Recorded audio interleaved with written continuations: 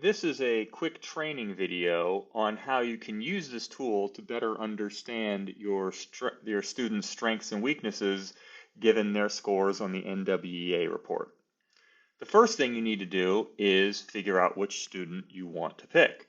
And you can do that by either using the drop-down menu. Every student in the school is listed alphabetically by last name, or you can just start typing in a student's name. So I'm going to start typing in the name of Tasnim Akandri. I could type in TAS and there she is for Tasnim, or I could do it by the last name, ALQ. Okay, there she is. Either way, you click on the student's name, and now there are two different reports available. We'll first go look at the language arts reports. I just come over to this button and click on it, and it shows me 5 different sub-skills that she has. The first 2 are about information text.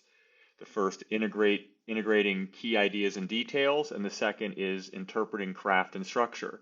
And what it shows you is not only just her score, but it shows you the level of difficulty of the questions that she is about half likely to get right. So these questions, this particular student has a 50% chance of getting these kinds of questions right. So you can see what they are. You read the passage and then you can read the questions. Then there are 2 more questions or 2 more subcategories on literature.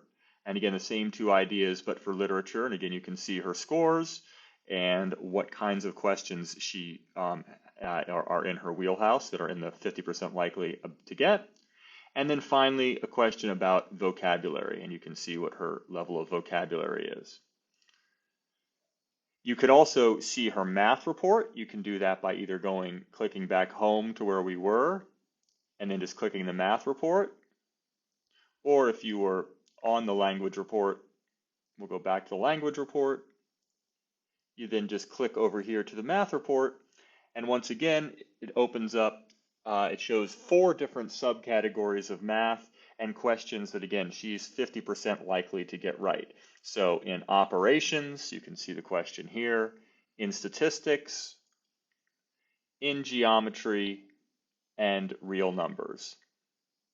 And so this should give you a good idea of what the particular student's sub-skills are. And when you're done, you can come back home. And if you want to look up another student, you just pick up a different student. And I will pick up a different one, for example, this student, and we can go to a different report.